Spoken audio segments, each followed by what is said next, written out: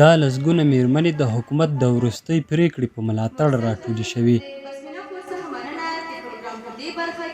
دوی د حجاب په برخه کې د حکومت د شوې پریکړې څخه ملاتړ کوي او وایي حجاب د ملي ارزښت ترڅنګ یو دیني ارزښت هم دی چې دوی د ساتنې لپاره هر راز مبارزې ته چمتو دي. چې هغوی د حجاب په ضد باندې شعار ورکوي، موږ د هغوی کلکه مخالفت کوو. موږ هغوی ته دا ټاک کوو چې موږ د خدیجة الکبرا اولاد یو، موږ د عایشه زهرا اولاد یو.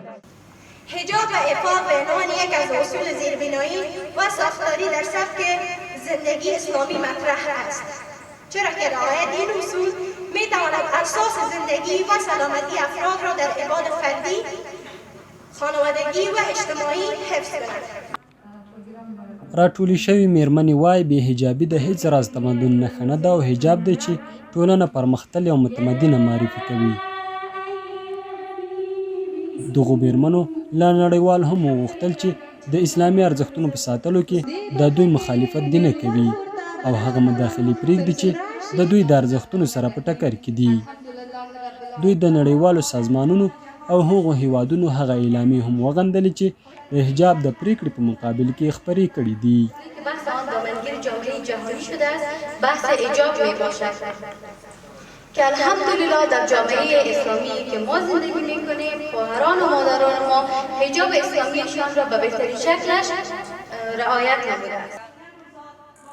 د غونډې ګډونوالو هغه میرمنې پردي جاسوسانې او د غرب د پروژو پلي کوونکي وبللې چې په وروستیو کې د حجاب د پریکړې پر ضد غبرګون ښودلی دی. نیلوفر محمدي د دې غونډې یوه ګډونواله ده. هغه زیاتوي چې هغه ښځې چې د حجاب پر ضد راپاڅېدلې د افغان میرمنو استازیتوب نشي کولی او د پردیو له لوري د خپلو جاسوسي اهدافو لپاره استخدامیږي. آنهایی که مخالفت میکنند در عموم ما باید بگویم که هیچ خواهر مسلمان ما مخالف حجاب نیست، چون که امر شرعی و از طرف خدا در نصوص ذکر شده و یک که اونا مخالفت نشان میتن شاید کسایی باشن که از طرف غربی ها حمایت میشن یا که تحت کنترل اونا هستن. ګډونوالو د حجاب په ملاتړ د غونډې په وروستیو شیبو کې پر یوې بلې د حجاب ډالۍ هم وویشلې او دا یې هغه ارزښت یاد کړ چې په خبره یې د سر په قیمت به هم ورڅخه دفاع کوي. زرګل تاثیر، شاهي کوټ، مهالنۍ، پکتیا.